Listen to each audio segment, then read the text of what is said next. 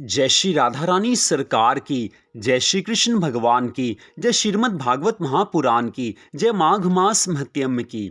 मंदिर शिव बंसी वाले महात्मा यूट्यूब चैनल की ओर से हम आप सभी भक्तों का हार्दिक अभिनंदन करते हैं। माघ मास के इस पावन समय में आज हम आपको श्रीमद् भागवत महापुराण के पहले स्कंद के पहले अध्याय की कथा को सुनाने जा रहे हैं। श्रीमद् भागवत महापुराण का महात्म्य इस कथा में वर्णन किया गया है। माघ मास में विशेष रूप से श्रीमद् भागवत महापुराण की कथा को अगर सुना जाता है तो भगवान की बहुत ज्यादा कृपा की प्राप्ति होती है।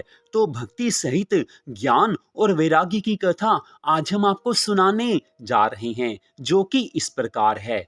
एक समय की बात है, नैमिषारण्य क्षेत्र में शौनक आदि 88,000 ऋषियों ने श्री सूत जी महाराज जी से कहा है कि हे सूत जी, अब महाप्रभु की किसी ऐसी लीला का वर्णन कीजिए जो भक्ति सहित ज्ञान और वैराग्य से परिपूर्ण हो।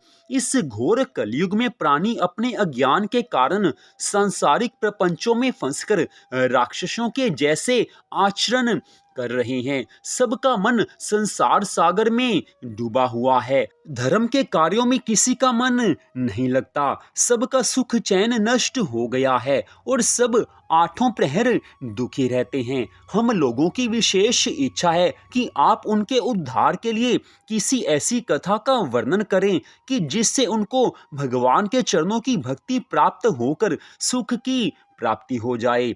आज सब ऋषियों के इन वचनों को सुनकर सूत जी महाराज अत्यंत प्रसन्न होकर कहने लगे हैं कि हे ऋषियों, तुम लोगों ने कलयुग के जीवों के उद्धार के लिए बड़ी सुंदर बात पूछी है। वह अत्यंत श्रेष्ठ है।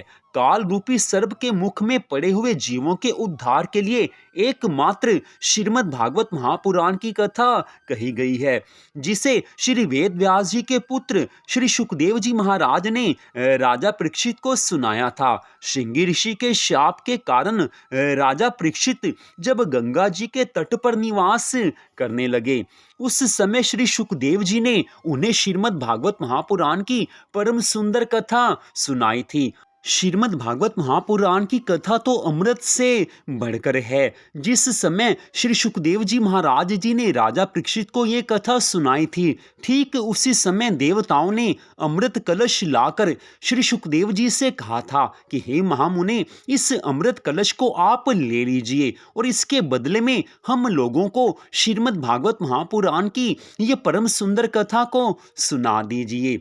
सब देवताओं के इन वचनों को सुनकर श्री सुखदेव जी कहने लगे हैं कि हे देवताओं, इस अमृत को पीने से मनुष्य की आयु केवल देवताओं के समान हो सकती है, किंतु तुम्हारे इस अमृत से बढ़कर कहीं अधिक श्रेष्ठ यह श्रीमद् भागवत महापुराण की परम सुंदर कथा है।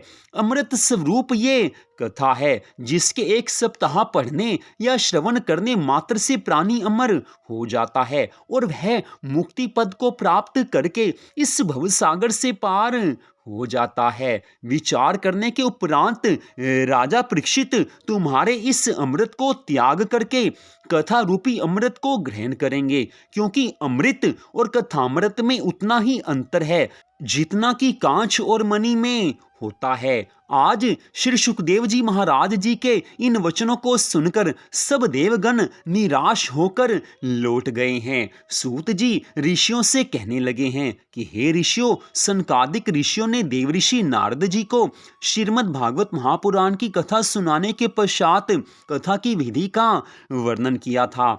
सूत जी के मुख से इन वचनों को सुनकर शौनक आदि ऋषियों ने परम सुंदर प्रश्न किया है कि हे सूत जी, देवऋषि नारद जी तो किसी स्थान पर 2 घड़ी से अधिक ठहरते नहीं हैं, फिर वे इस सप्ताह पारायण को सुनने के लिए एक ही स्थान पर 7 दिन तक कैसे ठहरे रहे?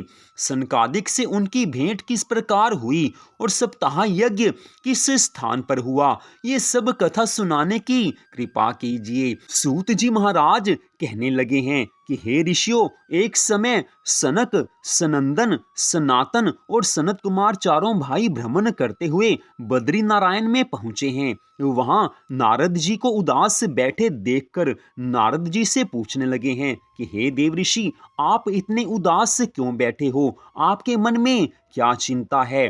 तब नारद जी ने चारों ऋषियों को प्रणाम किया है और कहने लगे हैं कि हे प्रभु, मैं अपनी चिंता आपके समक्ष रखता हूँ, उसे आप ध्यान से सुने। मैंने काशी, गोदावरी तथा गया जी आदि समस्त तीर्थों की यात्रा की, परंतु मैंने सभी स्थानों पर जाकर ये देखा है कि घोर कलयुग के प्रभाव से सभी सांसारिक जीव माया मोह में ऐसे लिप्त हैं कि उन्होंने सब शुभ कर्मों को करना छोड़ दिया है। सब लोग अपने उदर पूर्ति की चिंता में लगे हुए हैं, झूठ बोलते हैं, पाखंड का सहारा लेते हैं।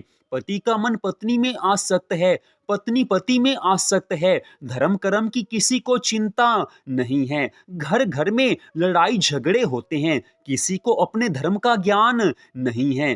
कोई भी धर्म कर्म में लीन नहीं है। कोई माता पिता की सेवा नहीं करते तथा धन के लालच में अपनी कन्याओं तक को नीच कुल में बेच देते हैं। जहां देखो वहीं पाप कर्म हो रहे हैं, जहां देखो वहीं म्लेच्छ तथा शूद्र दिखाई देते हैं और ब्राह्मण तथा क्षत्रिय अपने कर्म धर्म से विमुख हो गए हैं। भगवान की कृपा से मनुष्य जीवन की प्राप्ति होती है, लेकिन इस मनुष्य जीवन को आज कलयुग में हर कोई व्यर्थ गंवा रहा है। ठाकुर जी की कृपा से जो मनुष्य जीवन मिलता है, उस मनुष्य जीवन में भगवान को प्रसन्न करना चाहिए, लेकिन आज सभी संसार को प्रसन्न करने में लगे हुए हैं। जैसे भी हो धन संपत्ति आनी चाहिए, धन संपत्ति से ही सभी सुख मानने लगे हैं, लेकिन धन संपत्ति प्राप्त करने पर भी आज सभी लोग दुखी हैं। यही आश्चर्य की बात है कि मनुष्य अपनी इच्छा के अनुसार सब कर्म करते हैं, फिर भी सब दुखी हैं। कोई भी भगवान का नाम नहीं लेना चाहता। जो मनुष्य भगवान की भक्ति करते हैं, वो भी सांसारिक कामनाओं के लिए भगवान की भक्ति करते हैं।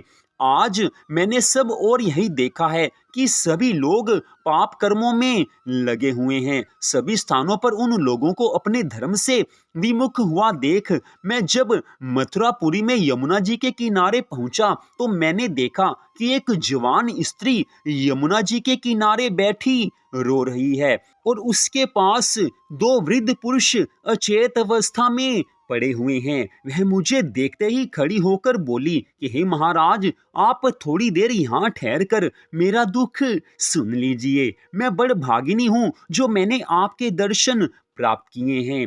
उसकी ये बात सुनकर मैंने उससे पूछा कि तू कौन है और ये दोनों पुरुष कौन हैं जो अचेत अवस्था में पड़े हुए हैं। वह कहने लगी है कि हे महाराज, मेरा नाम भक्ति है और ये दोनों जो अचेत अवस्था में पड़े हुए हैं, ये मेरे पुत्र ज्ञान और वैराग्य हैं, और वे जो स्त्रियां हैं वे गंगा, यमुना, सरस्वती आदि नदियां हैं जो स्त्री रूप धारण कर यहाँ मेरी सेवा के लिए उपस्थित हुई हैं।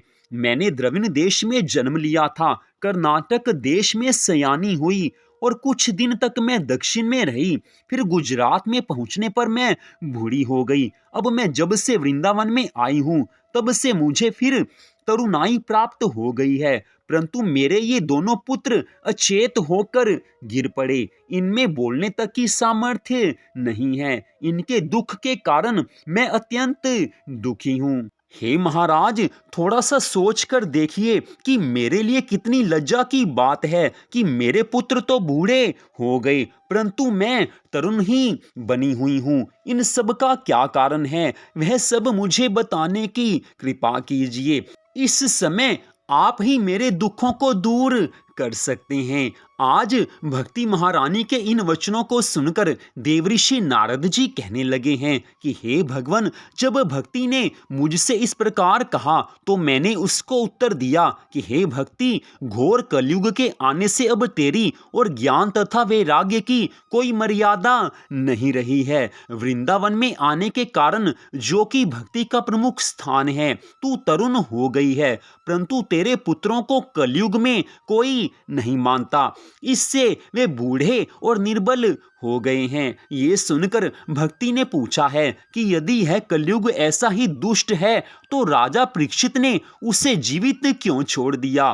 तब मैंने भक्ति को समझाकर कहा कि राजा परीक्षित ने कलयुग को एक विशेष गुण के कारण छोड़ दिया था।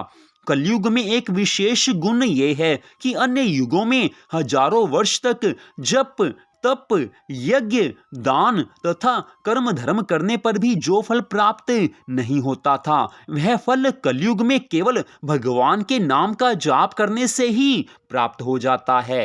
परंतु दुख की बात यह है कि इस कलयुग में मनुष्यों से ये सहज बात भी नहीं बन पाती है। भगवान के नाम का जाप करना भी मनुष्यों को बड़ा कठिन लगता है। ब्राह्मण क्षत्रिय वैश्य और शूद्र अपने अपने कर्म त्याग कर काम क्रोध लोभ मोह तथा अहंकार में भरे हुए हैं। ब्राह्मणों में शिक्षा और सत्कर्मों का लोप होता जा रहा है। इसी प्रकार क्षत्रिय शिक्षा तथा सत्य को त्याग कर दीन दुखियों को सताने में लगे हुए हैं। वैश्यों ने अपने व्यापार में ईमानदारी को छोड़ दिया है और वो झूठ बोलकर अधर्म से धन संचित करने में लगे हुए हैं। शूद्रों ने सेवा ना करके उच्च वर्णों का अपमान करना अपना ध्येय बना लिया है। ऐसी स्थिति में ये आवश्यक है कि कलयुग के इस मोहपाश से छूटने के लिए मनुष्य भगवान के नाम का जाप तथा उनके गुणों का श्रवण और स्मरण करे। ये सुनकर भक्ति कहने लगी हैं कि हे मुनिवर, आप धन्य हैं, आप सबका कष्ट दूर करते हैं, अतः अब मेरा भी कष्ट दूर कीजिए और ज्ञान वैराग्य को चैतन्यता देकर तरुण कीजिए। हे देवऋषि नारद जी, मैं आपको साष्टांग प्रणाम करती हूँ। श्री सूत जी महाराज जी ने इस अध्याय में बड़ी सुंदर कथा का वर्णन किया है। भक्ति ज्ञान और वैराग्य की बड़ी सुंदर कथा सुनाई है। देवऋषि नारद जी किस प्रकार दुख में डूबे हुए हैं और देवऋषि नारद जी को कोई और दुख नहीं है। उनके मन में केवल एक यही दुख है कि भक्ति कष्ट में है। भक्ति के दोनों पुत्र ज्ञान और वैराग्य दोनों कष्ट में हैं और उनके मन में सबसे बड़ा दुख ये है कि कलयुग में हर कोई पाप कर्मों में लगा हुआ है। आज इस घोर कलयुग में हम सभी पाप कर्मों में लगे हुए हैं। थोड़ा बहुत जो हम धर्म कर्म के कार्य करते हैं, हम उससे ये मान लेते हैं कि हम धर्म का बड़ा पालन करते हैं, लेकिन वास्तव में भगवान जी की भक्ति करना बहुत कठिन है। थोड़ा सा धर्म पालन करने से ये नहीं कहा जा सकता कि हम भगवान के सच्चे भक्त बन गए हैं, लेकिन भगवान की इतनी कृपा समझ लेनी चाहिए कि अगर हम भगवान की कथा सुन रहे हैं, भगवान के नामों का जाप कर रहे हैं, तो समझ लेना कि भगवान की कृपा बनी हुई है। अब करना यह है कि अपने इस शेष जीवन को हम सबको भगवान की याद में बिताना है। संसार के सब कार्य तो अपने आप चलते ही रहते हैं। संसार के कार्य करना किसी को सिखाना नहीं पड़ता, चाहे आप हो चाहे हम हैं चाहे कोई हो, संसार के सब कार्य तो सबको करने ही पड़ेंगे। मनुष्य जीवन प्राप्त करके सांसारिक कर्तव्य कर्म तो सबको करना ही पड़ता है, लेकिन जो मनुष्य जीवन का परम लक्ष्य है वो भगवान की प्राप्ति है। भगवान की प्राप्ति के लिए हर क्षण भगवान को याद रखना चाहिए।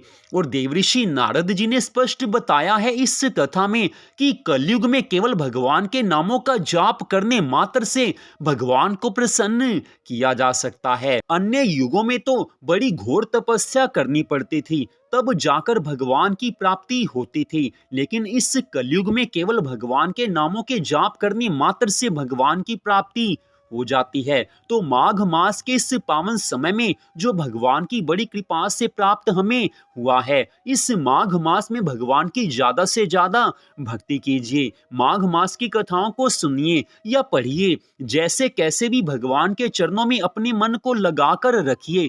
क्योंकि ये समय दोबारा नहीं आने वाला।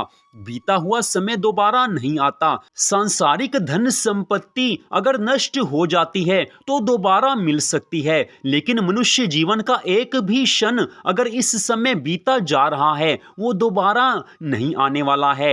एक क्षण भी दोबारा नहीं मिलेगा। इसलिए हर क्षण का उपयोग भगवान की भक्ति में करना चाहिए। हर क्षण भगवान को याद रखते हुए बिताना चाहिए। संसार के कार्य तो करने ही हैं, लेकिन भगवान की याद साथ रहनी चाहिए। हर क्षण ठाकुर जी को याद रखेंगे तो संसारिक कार्य अपने आप और अच्छे तरीके से होते रहेंगे। और जो भगवान को याद रखता है, भगवान उसकी हर क्षण रक्षा करते हैं। तो श्री राधा रानी जी को याद करते हुए, ठाकुर जी को याद करते हुए माघ मास के इस समय को, आगे आने वाले सब मासों के समय को, अपने जीवन को भगवान के चरणों में लगा दीजिए और फिर देखिए कि कैसे भगवान की कृपा मिलती है। तो आज की इस श्रीमद् भागवत महापुराण की कथा को सुनने के लिए आप सबका हार्दिक धन्यवाद। इससे अगले भाग की कथा हम आपको अगले भाग में सुनाएंगे। ये प्रसंग तो हमें आपको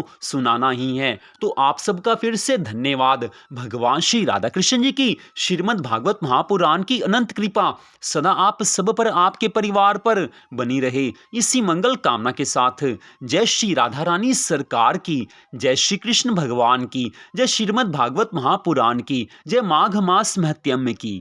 जय जय श्री राधे, जय जय श्री राधे, जय जय श्री राधे श्याम।